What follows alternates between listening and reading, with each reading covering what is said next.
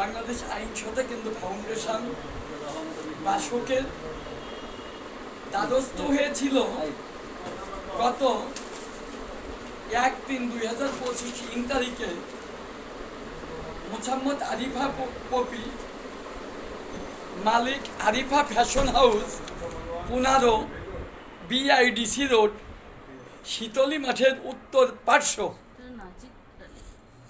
খালিশপুর, খুলনা স্থিত ব্যক্তি, যার স্বামীর নাম হচ্ছে মোহাম্মদ নূর ইসলাম।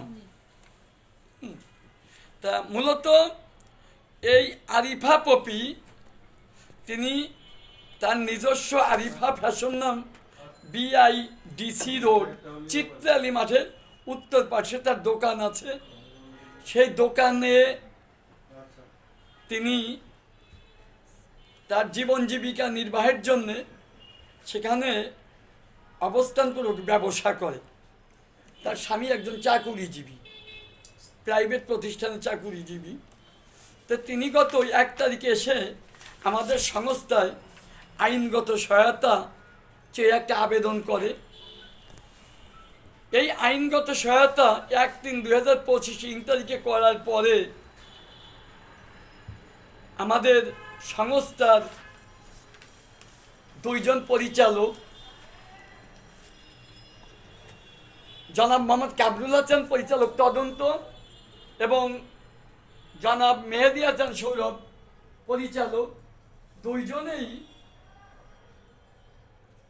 গত 4 তথা গতকাল 4-3-2025 তারিখে বিষয়টি পুলিশ কমিশনার KMP মহোদয়কে এবং খালিশপুর থানা KMP খুলনাকে অবগত করেন। অবগত করার প্রেক্ষাপটে সেখানে গিয়ে মূলত প্রশাসন কর্তৃপক্ষ যেভাবে সহযোগিতা করার কথা ছিল, একজন নির্যাতিত মহিলা হিসাবে তিনি সে সহযোগিতা পান নাই, সেই কথাগুলো তিনি আবার আজ 5 তারিখে আমাদের কেন্দ্রীয় অফিস, মানবাধিকার সংস্থা, বাংলাদেশ আইন সহায়তা কেন্দ্র ফাউন্ডেশন বাসক, 51/51 পুরনো পল্টন রিসোর্সফুল থানা পল্টন DMP ঢাকাতে তার সন্তান নিয়ে হাজির হয়েছে। এ বিষয়ে আমি আমার কেন্দ্রীয় দপ্তরে সম্মানিত চেয়ারম্যানের অনুপস্থিতিতে আমি আমার যে 2 কর্মী, মানবাধিকার কর্মী, তারা গত 4 তারিখে গিয়েছিল, তারা আমার সামনে উপবিষ্ট আছে। আমার ডাইনেই আছে জনাব মোহাম্মদ কামরুল হাসান পরিচালক তদন্ত, তার ডাইনে আছে আমার কেন্দ্রীয় কমিটির সম্মানিত ভাইস চেয়ারম্যান জনাব সাফায়েত তালুকদার, তার ডাইনে যিনি গিয়েছিল তথা কামরুল হাসানের সাথে ঘটনাস্থলে গিয়েছিল, তিনি হচ্ছেন মেহেদি হাসান সৌরভ পরিচালক। সেখান থেকে গিয়ে আমি গতকাল সবসময় মোবাইলে যোগাযোগ রেখেছি। যোগাযোগ রাখার পরে আমি অনুভব করছি যে এমন একটা ঘটনা, সেটা কিভাবে কি ঘটলো না ঘটলো সবসময় চিন্তিত ছিলাম এবং সেখান থেকে তাকে রাত্রে ফিরে আসছে। এখন এ ব্যাপারে যিনি আবেদনটা করেছিল গত 1 তারিখে, তার আবেদনের বিষয়বস্তুটা ছিল ঠিক এরূপ।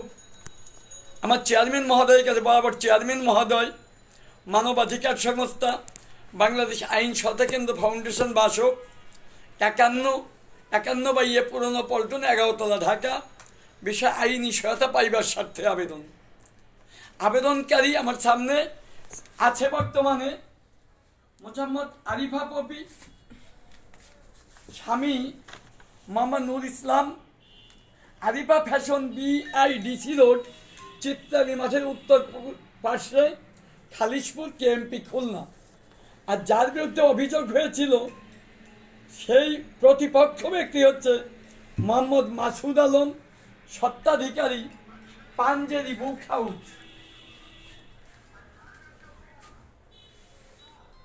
বিআইডিসি রোড, চিত্রালী মাঠের উত্তর পাশে, থানা খালিশপুর, কেএমপি খুলনা। যে আবেদনটাতে তিনি উল্লেখ করেছিলেন যে আমি আবেদনকারী নিম্ন স্বাক্ষরকারিণী আপনার সদয় অবগতির জন্য আবেদন জানাচ্ছি যে প্রতিপক্ষ আমার পার্শ্ববর্তী দোকানদার, তিনি আমার ও আমার সন্তানকে নিয়ে বিভিন্নভাবে প্রতারণামূলক কার্যক্রম সহ আমাকে ব্ল্যাকমেইল করে, ধর্ষণ করে, ভিডিও তৈরি করে আমার স্বামীকে দেখানোর ভয় দেখিয়ে আমাকে বর্তমানে ব্ল্যাকমেইল করে চলছে। আমার ভিডিওটি উদ্ধার সহ ন্যায় বিচার প্রাপ্তির সাথে আইনগত সহায়তা কামনা করছি। বিষয়টি গোপনীয় রাখার জন্য এবং আমার ভিডিওটি উদ্ধার না করলে আমার সংসার জীবনটি চিরতরে নষ্ট হয়ে যাবে, তাই এ ব্যাপারে পূর্ণাঙ্গ সহযোগিতা পাইবার স্বার্থে সহানুভূতি জানাবেন মর্জিয়ায় বিনীত নিবেদক। এই যে সিগনেচারটা, এটাই সেদিন 1 তারিখে আরিফা পপির সিগনেচার ছিল। তাই এই ব্যাপারে সেদিনই পরশুদিন মাননীয় পুলিশ কমিশনার কেএমপিকে আমরা আমাদের অফিসের ইমেলের মাধ্যমে বিষয়টা আমি প্রেরণ করি। পরের দিন সরাসরি 4 তারিখে আমার 2 মানবাধিকার কর্মী সেখানে যায়। যাওয়ার পর প্রথমে পুলিশ কমিশনার অফিসে আবার কাগজটা জমা দেয়। কমিশনার সাহেবের সাক্ষাৎ উনি ছিল না, তাই পাই নাই। তারপর কমিশনার সাহেব সম্ভবত ওসিকে বিষয়টা জানিয়েছে এবং ওসিকে বিষয়টা জানানোর পরে ওসি সাহেব বলছে একটা আবেদন লিখে আনতে, যে খুব তৎপর হয়ে ওঠে। ওসি খুবই আন্তরিক ছিল তখন। ওসি বলছে যে তার আবেদন না করলে আপনাদের কাগজের প্রেক্ষাপটে আমরা কোনো প্রেক্ষাপট বা কোনো পদক্ষেপ নিতে পারছি না। তৎক্ষণাৎই আমার 2 মানবাধিকার কর্মী কামরুল হাসান এবং মেহেদি হাসান সৌরভ দুইজনেই আবেদনকারীকে নিয়ে আবার অফিসার ইনচার্জ খালিশপুর থানা কেএমপি খুলনা, যে অভিযোগটি আমার হাতে আছে দেখতে পাচ্ছেন, এই অভিযোগের কপি থানায় সম্মানিত ওসি সাহেবের কাছে দেওয়া হয়। ওসি সাহেবের কাছে পাওয়ার পরই দেখা গেল কি ওসি সাহেবের নির্দেশ কতবার ছিল না ছিল, সেখান থেকে চট করে কাছস্থ তার নিকটস্থ একটা ফাঁড়ির যিনি দায়িত্বে আছে সম্ভবত অনুকূল বাবু, তিনি তার আগেই উল্টো আমার যে মানবাধিকার কর্মী যার প্রেক্ষাপটে গিয়েছিল সেই যে ছাপাদার ব্যক্তি, যিনি ভুক্তভোগী ব্যক্তি তার কাছে সম্ভবত পৌঁছে যায়। এরকমই হবে সম্ভবত, আমি জানতে পেরেছি। তো এই ব্যাপারে গতকালকের এই বিষয়টি, যেহেতু আমি আগামীতে একটা প্রতিবেদন মাননীয় স্বরাষ্ট্র উপদেষ্টা মহোদয়, মাননীয় মহাপুলিশ পরিদর্শক মহোদয়, মাননীয় পুলিশ কমিশনার কেএমপি খুলনা সহ গণপ্রজাতন্ত্রী বাংলাদেশ সরকারের মাননীয় প্রধান উপদেষ্টা, মাননীয় স্বরাষ্ট্র উপদেষ্টার কাছে যা আমি তুলে ধরব। এজন্যে গতকাল যান পরিচালনার আমার মানবাধিকার কর্মী কেন্দ্রীয় কমিটির সম্মানিত পরিচালক তদন্ত কামরুল হাসান, তিনি সেখানে গিয়ে যে বিষয়টি পেল সেই কথাগুলো সংক্ষিপ্তভাবে তাকে বলার জন্যে আমি বিনীতভাবে অনুরোধ করছি। কারণ কথাগুলো এভাবেই আমি বলছি যে আপনারা যেখানে আছেন, বাংলাদেশের যে প্রান্তেই আছেন না কেন, আপনার ভিডিওটা দেখবেন এবং কমেন্ট করবেন এবং আগামীতে আমি কী করব সেটা আপনারাই আমাকে বলে দেবেন। এবং এই মেয়েটাকে কিভাবে আমরা সহযোগিতা করতে পারি, কিভাবে সেই নরপিশাচ বলে অভিহিত হয়েছে তাদের বিরুদ্ধে যেতে পারি, সে ব্যাপারে আপনাদের সবাই সহযোগিতা চাইব। এজন্যে গতকালকে যে বিষয়টি আলোকে আমার পরিচালক তদন্ত গেল, তার কথাগুলো আমি তুলে ধরছি, তার কথাগুলো বলার জন্যে এবং সবাইকে শোনার জন্য বিভিন্নভাবে অনুরোধ করছি। তবে যে বিষয়টি এতক্ষণ দাদা উপস্থাপন করলো, এই বিষয়ের ব্যাপারে আমরা 4 তারিখে যখন খালিশপুর থানা থেকে ওসির অনুমতি নিয়ে, মানে ওসিকে অবগত করে যখন ঘটনাস্থলে যাব, যেখানে ঘটনা ঘটছে, যেখানে বিবাদী আছে এবং বাদী আছে, যে জিজ্ঞাসাবাদ করব আমরা, এটা একটু যাচা বাছা করব। তো ওই ব্যক্তি, যে অভিযুক্ত ব্যক্তি টের পেয়ে পুরো দিন দোকান বন্ধ রাখে, ঠিক আছে, পুরো দিন সে দোকান বন্ধ রাখে, তাকে তার বাসায়ও পাওয়া যায় নাই, তার দোকানেও পাওয়া যায় নাই। ঠিক ইফতারের একটু আগে যখন আমরা থানায় গেলাম যে ওকে তো পাচ্ছি না, ও আমাদেরকে দেখা দিচ্ছে না, ওসি সাহেবকে বললাম যে আপনি এখন হেল্প করেন। কারণ ওসি সাহেব আমার বললো যে আপনাদেরকে আমি কী হেল্প করুন, সামাজিকভাবে বসতে পারলে বসেন, যদি কোনো সমস্যা হয় পরবর্তীতে আমাদেরকে খবর দিয়েন। তো যাক, সামাজিকভাবে বসার জন্য আমি ওনাকে পাই নাই, ঠিক আছে, উনি পালাইছিল। এরপরে আমরা থানায় আসি বাদীকে নিয়ে, ওসি সাহেব আমারও বললো যে ঠিক আছে আপনি বাদী নিয়ে আসেন, ওনার মুখ থেকে কথাগুলি শুনি, শোনার পর আমি ওনার থেকে অভিযোগ নিব একটা, নিয়ে আসামি অ্যারেস্ট করে কোর্টে চালান করে দেবো। আমি আমার থানার প্রসিকিউশন অনুযায়ী ব্যবস্থা নেব, ঠিক আছে। তো আমি চিন্তা করলাম ঠিক আছে, আমি বাদীকে ওনার কথা মতে, ওসি সাহেবের কথা মতে বাদীকে নিয়ে একটা কাগজের পরে নির্ভর করে আমরা করব না। ঠিক বাদীকে, বাদীটা তো অভিযোগ লেখায় এবং ওই অভিযোগ বাদীর থেকে সিগনেচার করে সরাসরি ওসি সাহেবের হাতে জমা দিয়েছি বাদী উপস্থিতিতে, এবং বাদীকে ওসি সাহেব সরাসরি জিজ্ঞাসাবাদ করছে ইফতারের ঠিক 2-4-5 মিনিট আগে। তখন উনি নির্দেশও দিয়েছিলেন এই সেকেন্ড অফিসারকে যে এক্ষুনি তাকে যা নিয়ে আসো। আমার সহকারী সহযোদ্ধা ওই যে ওই মেহেদি হাসান সৌরভ, তখন সে বললো না, যেহেতু উনি রোজা রাখছে সারাদিন, ইফতারের পর ইফতার করে যাক, যেহেতু আমরাও ইফতার করি। তা আমরা থানার পাশে একটা দোকান আছে, এক মুরব্বী আমাদেরকে ইফতার করিয়েছে। এই জানি না মুরব্বী কেন ইফতার করিয়েছে, এটা একটা আল্লাহর রহমত। তো থানার পাশেই, ঠিক থানার পাশে যে গলিটা, ওই গলিতে আমরা ইফতার করি। ইফতার শেষে তখন আবার আমি ওসি সাহেবের কাছে যাই। যাওয়ার পরে যখন আমি ওসি সাহেবের খোঁজ করি, তখন ডিউটি অফিসার আমাকে বলে যে ওসি সাহেব ইফতার করে নামাজে আছে, একটু রেস্ট নিয়ে তারপরে আসবে। সেকেন্ড অফিসার আসতেছে, 2 তলায় উনি আসতেছে। তো সেকেন্ড অফিসার আসলো, এসে আমারও বললো যে না না, লোক ধরার জন্য ফাটাই দিস। কিন্তু কথা ছিল উনি আমার সাথে যাবে, যাইয়ে তারপরে আমরা ওনাকে যদি আনা লাগে আনবো, যদি ভিডিওটা উদ্ধার করবো। মেন ছিল আমাদের ওনাদেরকে আনা না, মেন ছিল আমাদের ভিডিও উদ্ধার, যেহেতু এটা জীবন মরণের সমস্যা। যে মহিলাটি আপনার ছাপারাস, তার 2টা বাচ্চা আছে, ঠিক আছে, সে আত্মহত্যার পথ বেছে নিছে, কিন্তু বাচ্চাদের মুখের দিকে সে সিদ্ধান্ত নিতে পারতেছে না, শুধু বাচ্চাদের দিকে সে এখনও তার লোকে যেই কথা বলুক না কেন, তার দিকে তাকালে যে কোনো লোকের মন মানে অন্যরকম হয়ে যাবে, যে এই ধরনের অসহায় মহিলার উপর এই ধরনের অত্যাচার, পার্শ্ববর্তী একজন দোকানদার হইয়া, ঠিক আছে, মহিলার স্বামী থাকে ঢাকায়, উনি ওই সুযোগটা নিয়েই মূলত ওনাকে ব্ল্যাকমেল করছে। এবং উনি যে এটা এই ওনার সাথে অসভ্যতা করছে, এটা কিন্তু 100%। যদি এটা সত্য না হতো তাহলে উনি কেন, আমরা সারা দিন ওখানে অপেক্ষা করলাম, ওই এলাকা ঘুরলাম, ওনাকে পাই নাই কোথাও, ঠিক আছে। এরপরে আমি মালিক সমিতি সভাপতি, সেক্রেটারি, ওনাদেরকেও খুঁজছি।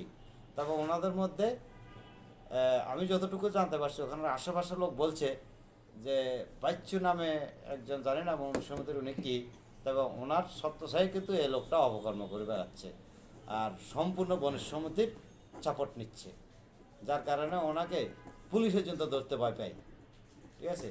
আচ্ছা, যাই হোক, যখন উনি ওখানে, আমরা যখন এই ভিডিওটা খুঁজছিলাম, ঠিক আছে, তখন উনি একটা নতুন মোবাইল আমাদের সামনে উপস্থাপন করে।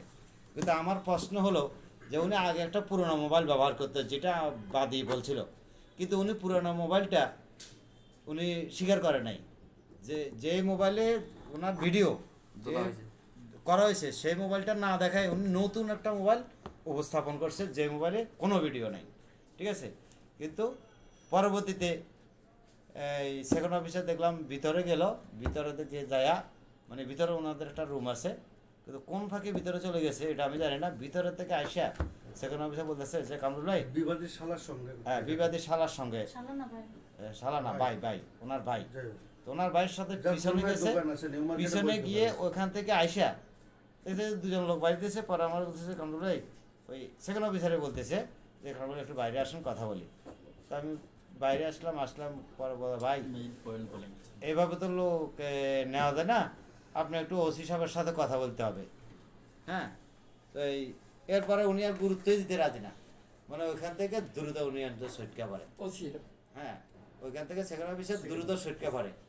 পরবর্তীতে আমরা উনি চলে যাওয়ার পরে আমরা একটা প্রতিকূলতার আভাস পাই, পাওয়ার পরে আমরা আমাদের নিজের সেফ মতে আমরা নিজেকে ওখান থেকে সরিয়ে নিই, অন্যস্ত আশ্রয় নিই। ওরা এত ভয়ঙ্কর, যদি ওই চেকেন অফিসার ওখান থেকে সরার পরে যদি আমি ওখান থেকে না সরতাম, তাহলে আমিও ওখানে চাঁদাবাজ হিসাবে তাদের কাছে চিহ্নিত হইতাম। কারণ এই মহিলার ব্যাপারে যেই সহযোগিতা করুক তারা তাকে চাঁদাবাজ এবং সন্ত্রাস বলে। যাক, আমাকে বলতে পারে না, যেহেতু আমি পুলিশ কমিশনারকে অবগত করে গেছি এবং পুলিশের ইনচার্জের সাথে কথা বলে গেছি, ওই সুযোগটা ওনারা পায় নাই। ঠিক আছে, আর আমি পুলিশ ছাড়া ওখানে যাইনি। যখন দেখলাম যে উনি আমার দেখা দিচ্ছে না, তখন আমি পুলিশ নিয়ে গেছি ওনার সাথে ওই অফিসে আসো, ওই ফুকেজটা উদ্ধার করার জন্য। অফিসে তবে আসো। সে একটা নতুন মোবাইল দিছে, যে মোবাইলে মাত্র 2-3 মাস, কিন্তু ঘটনাটা ঘটছিল 6-7 মাস আগে, এবং 6-7 মাস আগের থেকে উনি ওনাকে মানে অনৈতিকভাবে ভোগ করতেছে। তো উনি আর সহ্য করতে পারতেছে না, বিদেই আজকে মুখ খুলছে। মুখ খোলাতে তো এখন উনি এই যে হুমকি পাইছে যে উনি দোকানও খুলতে পারবে না, একটু ওনার দিকে ফিরান। এখন উনি, আমি গতকালকে ওনাকে রেখে আসি ওনার এলাকায়, ওনার প্রতিষ্ঠানে। আজকে আমি সকালে দেখি উনি এদিকে এদিকে ফিরান। ওনাকে গতকালকে আমি ওখানে বুঝ ভরসা দিয়ে রেখে আসছি যে আপা ঠিক আছে থাকেন, কোনো সমস্যা হলে প্রশাসন দেখবে, আমরা দেখবো। কিন্তু আজকে আমি অফিসে দেখিতে উনি অফিসে এসে কান্নাকাটি করতেছে বাচ্চা নিয়ে। উনি ওইখান থেকে আতঙ্কে চলে আসছে। তাহলে এবার আপনারাই চিন্তা করুন যে কতটুকু নির্যাতনের শিকার হলে এবং আতঙ্কবোধ হলে যে যে লোক গতকালকে আমি রেখে এলাম খুলনায়, সেখান থেকে আজকে আমার অফিসে, কিন্তু আমি জানিও না। ঠিক আছে, তো এখন উদ্যত কর্মকর্তাদের কাছে আমার এটাই আবেদন যে এ ধরনের অসহায় মহিলাদের কি এটাই হবে পরিণতি? আর মানবাধিকার কি জন্য? এগুলোর জন্যই তো মানবাধিকার। যে মহিলা দুটা বাচ্চা লালন পালন করতেছে, সে একটা বিশাল মানবাধিকারের অবদান রাখতেছে। তার উপর এ ধরনের একজন সচেতন ব্যক্তির হস্তক্ষেপ, তার পাশের দোকানদার, সে একটা সমিতির সদস্য এবং সে ওখানকার স্থানীয়, তার একটা বিশাল মার্চেন্ট একটা দোকানও আছে। তো আমি মনে করি উনি অনেক সচেতন। তো উনি অনেক সচেতন ব্যক্তি হয়ে একটা অসহায় মহিলার সরলতার সুযোগ নেবে, আমি মনে করি এটা মানবাধিকার সাংঘাতিকভাবে লঙ্ঘন। বাকিটা আপনাদের বিবেচনা। তাইলে আমরা শুনলাম গতকালকে যে 4 তারিখে যে আমার টিম প্রধান কামরুল হাসান, আপনি আজ এবার আমরা তার কথাগুলো তুলে ধরছি। সেই আরিফা পপি, আপনি যে 1 তারিখে অভিযোগ করলেন, তারপর গতকালকে আবার 4 তারিখে ঘটনাস্থলে আমার কর্মীবৃন্দ গেল, এরপরে আবার আমার কর্মীবৃন্দ পুলিশ কমিশনারের কাছে গেল, আবার ওসি খালিশপুরে গেল, খালিশপুর থানা কর্তৃপক্ষ আপনার অভিযোগগুলো নিল। এরপরে আপনি কি চাচ্ছেন এবং কাল থেকে এই পর্যন্ত কোন অবস্থানে আছেন সেই কথাগুলো তুলে ধরেন। আরে সেই কথাগুলো তুলে ধরেন যে বাস্তবতা। আমি খালিশপুরে থানার ওসি, থানার যে ঊর্ধ্বতন কর্মকর্তা আছে তাদের কাছ থেকে আমি কোনো সুবিচার পাইনি। আর হচ্ছে আপনার আমি আমার জীবনের একটা হুমকি, মানে তারা আমার প্রতিনিয়ত হুমকি দিয়ে আসতেছে। এই ভয়তে আমি চলে আসছি ঢাকায় আপনাদের কাছে। এখন আপনার কি আপনি কি এই ব্যাপারে ওসি সাহেব যখন আমার মানবাধিকার কর্মীদের বলল যে আমরা এই আবেদনের ভিতরে কিছু করতে পারবো না, এটা সত্য কথা। পুলিশের কিছু নিয়ম নীতি, কিছু নিয়ম কানুন আছে যে ছাপাদার ভুক্তভোগী আপনি, আপনার অভিযোগ ছাড়া, আপনার অভিযোগের প্রেক্ষাপটে সরাসরি ওসি সাহেব অ্যাকশনে যেতে পারে বা কেস নিতে পারে, কিন্তু আমরা ঊর্ধ্বতন কর্তৃপক্ষকে বা যদি তাদের কাছে লিখি, যদি তাদের দয়া হয় নাই, আর যদি দয়া না হয় তাহলে নেয় না। কিন্তু আপনি যখন কালকে এই আবেদনটাকে ওসি সাহেবকে আপনি দিয়েছেন, এই যে সিগনেচার ডেকে আপনার, আপনি ওসি সাহেবের কাছে লিখলেন, অভিযোগ দায়ের করলেন, বা আমার অফিসার ইনচার্জ খালিশপুর থানা কেএমপি খুলনা বিষয়ে অভিযোগ দায়ের প্রসঙ্গে জনাব যথাবিহিত সম্মান প্রদর্শনপূর্বক বিনীত নিবেদন এই যে আমি নিম্ন স্বাক্ষরকারী আরিফা পপি, মোবাইল নম্বর 01944741301, জাতীয় পরিচয়পত্র নং 101903888244, স্বামী মোহাম্মদ নূর Islam, Halsan Arifa fashion, BIDC road, Chitrali মাঠের উত্তর পাশে, খালিশপুর, খুলনা। আপনার থানায় উপস্থিত হয়ে জানাচ্ছি যে বিবাদী মোহাম্মদ মাসুদ আলম, পিতা মোহাম্মদ মমতাজ উদ্দিন, হালসাং পাঞ্জারি বুখাউদ, বিআইডিসি রোড, চিত্তালি মাঠের উত্তর পার্শ্বে খালিশপুর খুলনার বিরুদ্ধে অভিযোগ দায়ের করতেছি যে বিবাদী আমার পার্শ্ববর্তী দোকানদার আমার সন্তান ও তার সন্তান একই সাথে খেলাধুলার স্বার্থে তাহার সাথে একটি প্রতিবেশীমূলক সম্পর্ক গড়ে ওঠে। হঠাৎ করে আমার ছেলে আয়ানকে আমি খুঁজে পাই না, তাই বিবাদী আমার খোঁজাখুঁজির বিষয়টি জানতে পেরে সে আমাকে জানায় আপনার ছেলে আমার কাছে রয়েছে, নিয়ে যান। যেহেতু বিবাদী আমার প্রতিবেশী, তাই আমি বিবাদীর বাসায় আমার ছেলেকে আনতে গেলে বিবাদী আমাকে কৌশলে একটা ফাঁকা রুমে নিয়ে গিয়ে আমার সাথে জোরপূর্বক শারীরিক সম্পর্ক করে এবং তা সে লুকিয়ে ভিডিও করে। পাশের রুমে আমার ছেলে থাকায় আমি আমার সম্মানের ভয়ে চিৎকার করতে পারি নাই। পরবর্তীতে বিবাদী ওই ভিডিও দ্বারা আমাকে ব্ল্যাকমেইল করে বলে যে তুমি আমার চাহিদা পূরণ না করলে আমি তোমার ভিডিও ইন্টারনেটে ছেড়ে দেবো এবং তোমার স্বামী সংসারের ভিডিওটি দেখিয়ে তোমার সংসার নষ্ট করে দেবো। পরে আমি তোমাকে ইচ্ছামতো ভোগ করবো। এরপরে একাধিকবার আমার সাথে শারীরিক সম্পর্ক করে এবং বিভিন্ন সময় আমার কাছ থেকে 2 লক্ষ টাকা নেয়। আমি তার ভয়ে বাসা ছেড়ে অন্য স্থলে বাসা নিয়ে চলে যাই, সেখানেও সে আমাকে বিরক্ত করে। এ বিষয়টি নিয়ে খুবই চিন্তিত হওয়ার কারণে আমার 2টি সন্তান তাদের মুখের দিকে তাকিয়ে আমি আত্মহত্যার পথ বেছে নিতে পারিতেছি না। তাই আপনার থানায় উপস্থিত হয়ে অভিযোগ দায়ের করলাম। এই আইনগত সাহায্যের প্রার্থনা করছি। অতএব জনাবের নিকট আকুল আবেদন এই যে বিষয়টি আমলে নিয়ে দ্রুত যথাযথ পদক্ষেপ গ্রহণে আপনার সদয় মর্জি হয়। বিনীত নিবেদক, আপনি এই সিগনেচারটাকে আপনার হ্যাঁ আমার কাগজটাকে আপনি ওসি সাহেবের কাছে দিচ্ছেন। জি দিছি। এরপর ওসি সাহেব আপনাকে কি বললো তাই বলেন। ওসি সাহেব তো যে বলেন। সেক্রেটারি লোক পাঠাইছে যে এটা ওনারে উঠাই নিয়ে আসবে। হ্যাঁ হ্যাঁ হ্যাঁ কিন্তু ওইখানে যাওয়ার পরে আর ওইটা করে না, বলতেছে যে কোনো এভিডেন্স নাই, আমি কিভাবে কি করব। গুড, কোনো এভিডেন্স না থাকলে ওসি সাহেব কিছু করতে পারে না। তারপর মানে ওই ভিডিওর কথা বলছি, ভিডিওটাকে ফোনে পায় না, এইজন্য ওনারে উঠাই নিতে পারে না। আচ্ছা আচ্ছা, এটা ঠিক আছে, কোনো এটা বলছি। ডকুমেন্টস আছে নিতে পারে না। এর আগে কি একজন কেউ অনুকূল না কি নাম, তিনি কি আপনার কাছে, হ্যাঁ, উনি আসছিল আমার কাছে। উনি কি জিজ্ঞেস করলো আপনার কাছে? উনি জিজ্ঞেস করছে যে আপনি কি ভিডিও কি সত্যি আপনার দেখাইছে? আমি বলছি, হ্যাঁ দেখাইছে। হুম। তা মানে কখনো কি ফোনে আপনার কোনো দিচ্ছে? আমি বলছি, না ফোনে ওরকম হয় না, কিন্তু উনি তো ফোনে করা লাগে না, উনি আপনি দোকানে আসে, আমি যখন বাসায় যাই রাস্তাঘাটে আমার করে এই। তো আচ্ছা ঠিক আছে, আপনি দেখতেছি।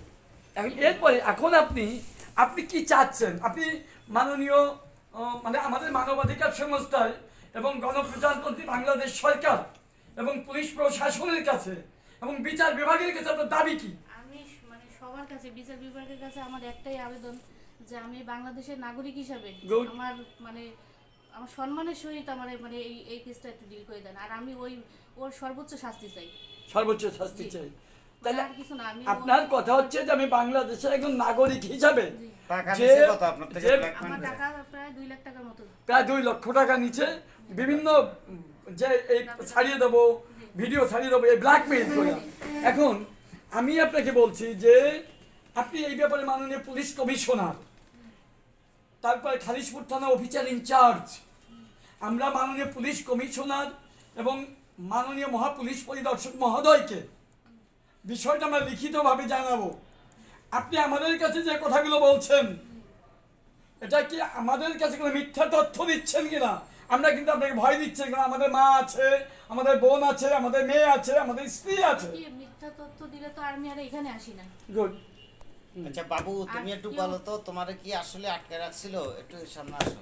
বাবা তুমি বলো তো, তোমাকে আচ্ছা মিনাজের আব্বু তোমাকে কি কখনো কে কে যে যে আটকায় রাখছিল তাকে তুমি চেনো? তার ছেলের নাম কি? মিনহাজ। মিনহাজের আব্বাকে তুমি চেনো? মিনহাজের আব্বাকে তুমি কি বলো? কি বলতো? আটকে- আটকে রেখে তোমারে কি আটকায় বলতো? রেখে যেদিন আটকায় রাখছিল সেদিনকে তোমাকে কি বলেছিল বাবা? আটকায় রাখার পরে আর খোলেনি। আর খোলে নাই, আটকায় রাখার পর রুমটি আর খোলে নাই, তাই? তারপর তোমার মা গেল, তাই তো? তা তোমার সাথে কোন দুর্ব্যবহার করছে কি করছে না মিনহাজের বাবা আব্বা? দুর্ব্যবহার করে নাই, শুধু তোমাকে আটকায় রাখছে, এই তো। তাহলে আমরা একটা জিনিস, যে তার সাথে দুর্ব্যবহার করে নাই, কিন্তু তার প্রেক্ষাপটে তার মায়ের দিকে তার সে কুনজর পড়েছিল। কাজেই আমরা খুব স্পষ্ট করে, আপনারা যে যেখানে আছেন না কেন লাইভে, বাংলাদেশের প্রত্যন্ত অঞ্চল থেকে, আমি সবার দৃষ্টি আকর্ষণ করে বলছি, আমার ঘরে আমার স্ত্রী আছে, আমার মেয়ে আছে, আমার বোন আছে। ঠিক আজকে আরিফা পপি, সেও মানবাধিকার সংস্থা আসছে আইনগত সহায়তা চাইতে, গত 1 তারিখে এসেছিল, অভিযোগ করছিল, আজও আছে। কিন্তু মূলত আমরা স্পষ্ট করে বর্ণনা করছি যে গতকাল অভিযোগটা পাওয়ার পর আমাদের মানবাধিকার কর্মীদের উপস্থিতিতে এখনো তাকে অ্যারেস্ট করা হয় নাই, এবং পপি তার দোকানও খুলতে পারছে না। পপি সেই সুদূর খুলনা কেএমপি খালিশপুরের সেই BIDC road Arifa fashion Chitrali মাঠের উত্তর পাশে তার যে দোকান, সে দোকানও খুলতে পারছে না। তাহলে কি হচ্ছে, একদিক দিয়ে সে তার দোকান খুলতে পারছে না, একদিক দিয়ে সে বিতর্কিত ব্যক্তি যার বিরুদ্ধে অভিযোগ, সেই ব্যক্তি মোহাম্মদ মাসুদ আলমের বিরুদ্ধে প্রশাসনিক কোনো ব্যবস্থা নিচ্ছে না। আমরা এ ব্যাপারে মাননীয় police commissioner KMP Khulna, officer in charge Khalishpur থানা, আমরা মাননীয় আইজিপি মহোদয়, মাননীয় স্বরাষ্ট্র উপদেষ্টা মহোদয়, মাননীয় প্রধান উপদেষ্টা মহোদয় সহ প্রশাসনের সর্বস্তরের হস্তক্ষেপ কামনা করব। এবং আমরা চাই অবিলম্বে যে অভিযোগটা খালিশপুর থানায় দায়ের করেছেন আরিফা পপি, অন্তত সেই অভিযোগের ভিত্তিতে মামলাটা অনতিবিলম্বে খালিশপুর থানার কর্তৃপক্ষ তিনি অধিভুক্ত করুন, মামলাতে এজাহারপূর্বক গ্রহণ করুন, এবং অনতিবিলম্বে মাসুদ আলম নামক ব্যক্তিকে আইনের আওতায়, আটকপূর্বক আইনের আওতায় এনে, রিমান্ডে এনে সেই ভিডিও চিত্রটি তার থেকে উদ্ধার করা হোক, এবং ন্যায় বিচার যাতে পেতে পারে পপি, আর কোনো মেয়ে যেন এভাবে কোনো সমস্যার মুখোমুখি না হয়, কোনো মেয়ে যেন নির্যাতিত না হয়, এবং সেই 2 সন্তান আজ যদি এই পপি, আরিফা পপি আজ যে কথাটা লিখছে যে আমি আত্মহত্যার পথ বেছে নিতে পারছি না 2টা সন্তানের জন্যে, আজ যদি সে আত্মহত্যা করতো 2টি সন্তানের অবস্থান কোথায় যেত?